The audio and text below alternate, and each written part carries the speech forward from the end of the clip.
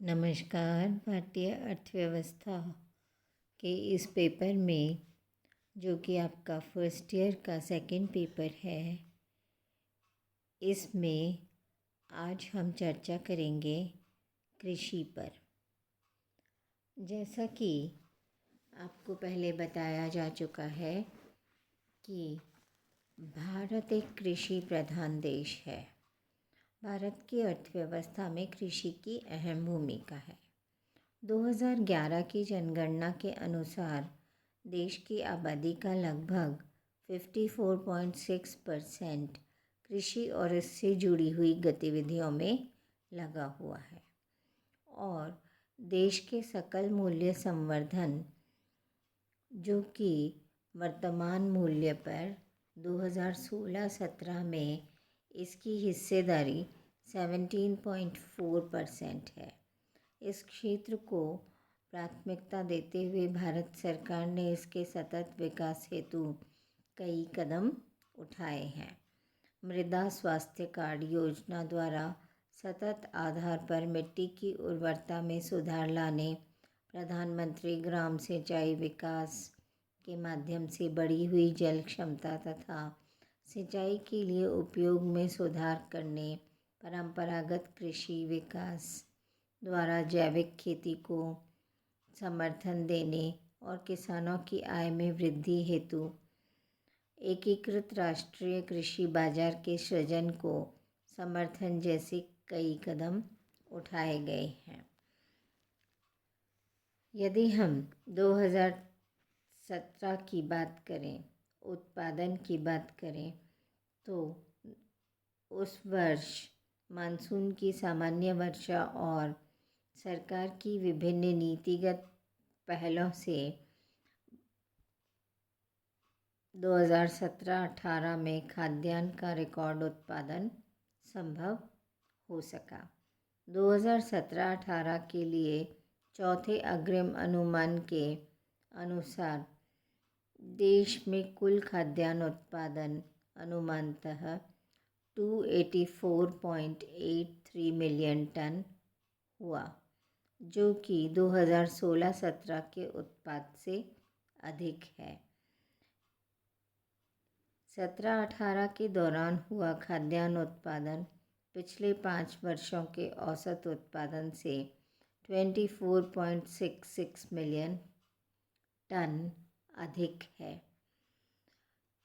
अब हम किसानों के लिए राष्ट्रीय नीति पर बात करते हैं। भारत सरकार ने 2007 में किसानों के लिए राष्ट्रीय नीति को मंजूरी दी थी। इस नीति के कई प्रावधान थे, जिनमें विभिन्न योजनाओं और कार्यक्रमों के जरिए जिन्हें लागू किया जाना था, जिनका क्रियान्वयन केंद्र सरकार के विभिन्न विभागों और मंत्रालयों द्वारा किया जा रहा है। नीति के अन्य प्रावधानों को लागू करने के लिए एक कार्य योजना को अंतिम रूप दिया गया और संबंधित मंत्रालयों, विभागों तथा सभी राज्यों, केंद्र शासित प्रदेशों को आवश्यक कार्रवाई के लिए भेजा गया।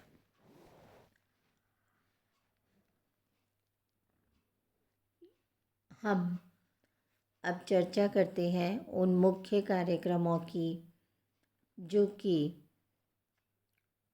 कृषि विकास के लिए वर्तमान में चलाए जा रहे हैं। सबसे पहले प्रधानमंत्री कृषि सिंचाई योजना। इस योजना का अनुमोदन 50,000 करोड़ रुपए की लागत के साथ 5 वर्षों की अवधि हेतु किया गया है। इस योजना के मुख्य उद्देश्य हैं ज़मीनी स्तर पर सिंचाई में निवेशों को समन्वित करना, सिंचाई सुविधा वाले कृषि योग्य क्षेत्र का विस्तार, पानी का अपव्यय कम करने हेतु और खेतों में उपलब्ध बेहतर उपायों को सुनिश्चित करना, सिंचाई और पानी बचाने वाले अन्य प्रौद्योगिकी को अपनाने में वृद्धि, भूमिगत जलाशयों के रिचार्ज में वृद्धि और सतत जल संरक्षण विधियों को लागू करना इत्यादि। केंद्रीय मंत्रिमंडल ने जुलाई 2016 में PMKSY को एक मिशन के रूप में लागू करने का फैसला किया। इस मिशन के संचालन को वर्तमान जल शक्ति मंत्रालय, ग्रामीण विकास एवं जल संरक्षण, कृषि एवं किसान कल्याण मंत्रालय, कृषि मंत्रालय, सहकारिता एवं किसान कल्याण विभाग के प्रति बूंद अधिक फसल इस घटक के साथ में किया है। दूसरा कार्यक्रम है कृषि के क्रेडिट और इसके साथ ही फसल बीमा। कृषि क्रेडिट और फसल बीमा कार्यक्रमों में जिन उद्देश्यों को रखा गया है वे किसानों को राहत देने के लिए फसल बर्बाद न हो सके और उन्हें फसलों की बर्बादी पर उसका मुआवजा प्राप्त हो सके, ऐसे कुछ मुख्य उद्देश्य रखे गए। प्रत्येक वर्ष बजट में सरकार कृषि ऋण हेतु वार्षिक लक्ष्य की घोषणा करती है। कृषि ऋण प्रवाह में प्रत्येक वर्ष निरंतर प्रगति हुई। 2016-17 में 900,000 करोड़ रुपए का लक्ष्य निर्धारित था और 10,66,756 करोड़ रुपए किसानों को कृषि ऋण के रूप में दिया गया।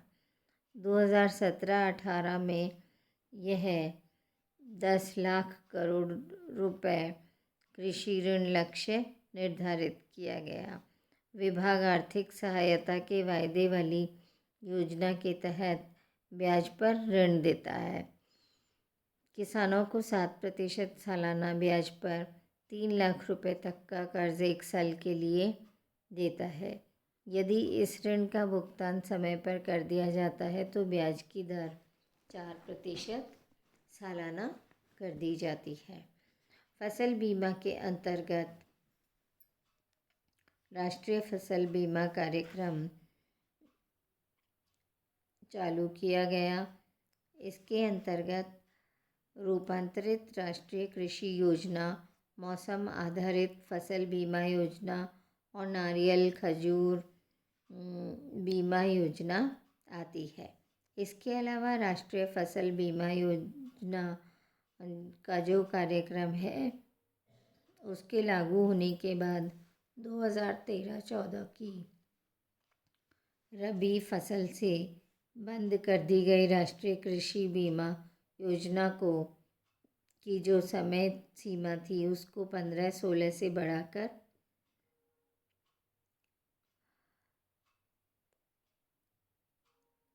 कर दी गई। यह 13-14 में बंद होने वाली थी, किंतु 15-16 तक इसका समय अवधि बढ़ा दिया गया। इसके बाद हम चर्चा करते हैं कृषि लागत एवं मूल्य आयोग की। एक समन्वित एवं संतुलित मूल्य ढांचा तैयार करने के उद्देश्य से गठित कृषि लागत एवं मूल्य आयोग का कार्य 23 फसलों के न्यूनतम समर्थन मूल्य MSP पर परामर्श देना है। इनमें 7 खाद्यान्न, धान, गेहूँ, ज्वार, बाजरा, मक्का, रागी और जौ हैं।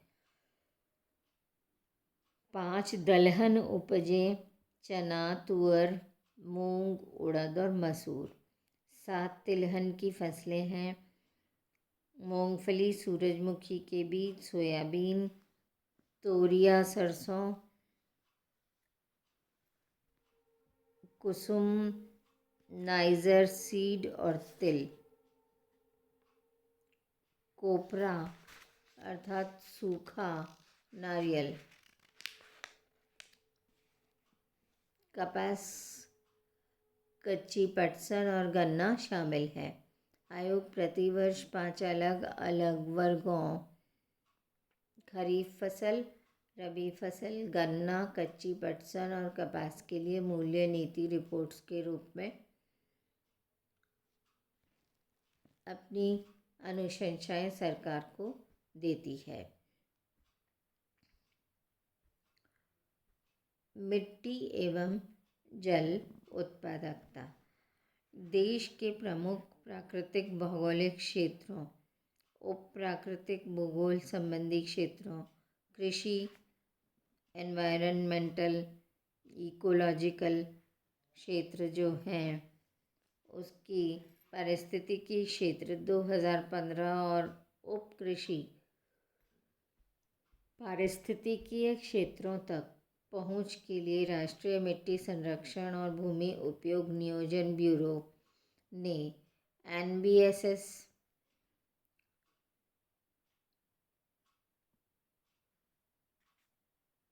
भूमि जियो पोर्टल विकसित किया है। इससे मिट्टी जमीन के प्राकृतिक रूपों, वर्षा, तापमान, फसल वृद्धि अवधि और सिंचाई की स्थिति पर आधारित क्षेत्र विशेष की दृष्टि के अनुकूल लाभकारी फसलों और फसल क्रम की जानकारी प्राप्त होती है। राष्ट्रीय मिट्टी सर्वेक्षण और भूमि उपयोग नियोजन ब्यूरो ने नियोजन और गुजरात के लिए गांव और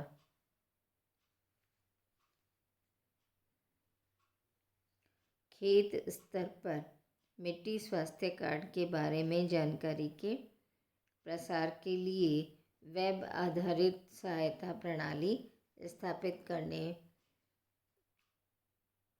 का कार्य किया है। इस ऐप में मिट्टी मानचित्र, इकाई की जानकारी और उस सर्वेक्षण संख्या के लिए भूमि उपयोग योजना संबंधी सुझाव दिए जाएंगे।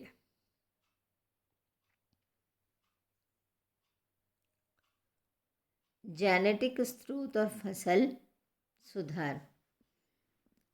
अनेक प्रमुख अन्वेषण किए गए और इससे जर्मोप्लाज्म का संग्रह किया गया, जिनमें 1095 उगाए गए और 437 जंगली पौधे थे। कुल 1532 जर्मोप्लाज्म का संग्रह किया गया। ये देश के विभिन्न राज्यों में किया गया और मध्य अंडमान द्वीप से एकत्र किए गए मोमोर्डिका कोचिना चिनेंसिस को नई उपकिस्म मोमोर्डिका कोचिन चिनेंसिस के रूप में परिभाषित किया गया। बाद में इन्हें DNA बारकोडिंग के जरिए प्रमाणित किया गया। फसल सुधार के लिए कुछ नई संकर सहनशील किस्मों को विकसित करने पर विशेष जोर दिया गया। 209 किस्मों में से 117 किस्में अधिक उत्पादन देने वाली अनाज की संकर किस्में थीं और एक ज्वार, जौ, कंगनी, कोदो, बाजरा, छोटा बाजरा, प्रोसो बाजरा, इन सब की थी। इस प्रकार अधिक उत्पादन देने वाली तिलहन की 28, दालों की 32, वाणिज्यिक फसलों की 24 और चारे की 8 फसलें जारी की गई।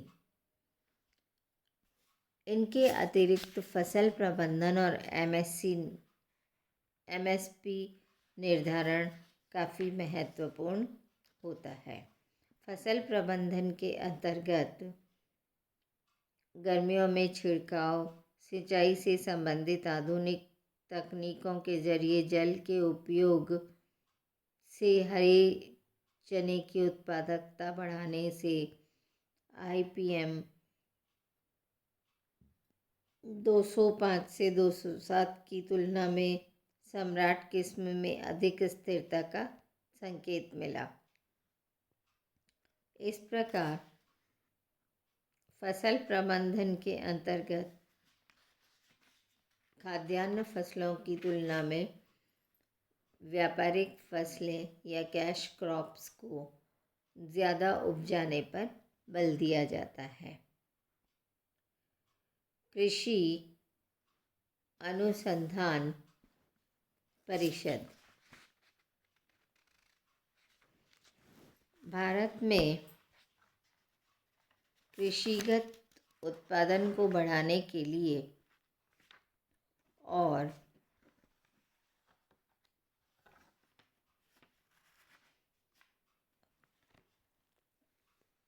कृषि पर अनुसंधान करने और विभिन्न क्षेत्रों में कृषि के उत्पादन को बढ़ाने के लिए भारतीय कृषि अनुसंधान परिषद कृषि अनुसंधान एवं शिक्षा विभाग के तहत एक स्वायत्त शासी निकाय है। यह 1860 के तहत सोसाइटीज़ रजिस्ट्रेशन अधिनियम 1860 के तहत पंजीकृत है और इसकी स्थापना 16 जुलाई 1929 को की गई थी। इसका मुख्यालय नई दिल्ली में है। बागवानी, मत्स्य पालन, पशु विज्ञान सहित कृषि क्षेत्र में अनुसंधान और शिक्षा के संबंध में मार्गदर्शन तथा प्रबंधन करने हेतु भारतीय कृषि अनुसंधान परिषद सर्वोच्च निकाय है। इसके देश भर में 101 ICAR संस्थान तथा 71 कृषि विश्वविद्यालय हैं। यह विश्व की सबसे बड़ी राष्ट्रीय कृषि संस्थाओं में से एक है। अपने अनुसंधान और प्रौद्योगिकी विकास के जरिए भारत में हरित क्रांति लाने और कृषि में सतत विकास करने में इसकी अग्रणी भूमिका है। इसके कारण देश में 1951 से 2017 के दौरान खाद्यान्न फसलें 5.5 गुना, बागवानी फसलें 10 गुना, मत्स्य उत्पादन 15 गुना, दुग्ध उत्पादन 9.7 गुना और अंडा उत्पादन 48 गुना बढ़ा है। इस प्रकार राष्ट्रीय खाद्य और पोषण सुरक्षा पर इसका प्रत्यक्ष प्रभाव देखा जा सकता है। कृषि में उच्च शिक्षा के क्षेत्र में उत्कृष्टता बढ़ाने में इस परिषद की महत्वपूर्ण भूमिका रही है। इस प्रकार कृषि की जो मुख्य तत्व हैं उन्हें हमने इस चर्चा में जाना है। अब हम कृषि के ही दूसरे भाग में कृषि के अन्य आयामों के बारे में चर्चा करेंगे और पशुधन इत्यादि जो अर्थव्यवस्था के प्राथमिक क्षेत्र में आते हैं उन पर चर्चा करेंगे। धन्यवाद।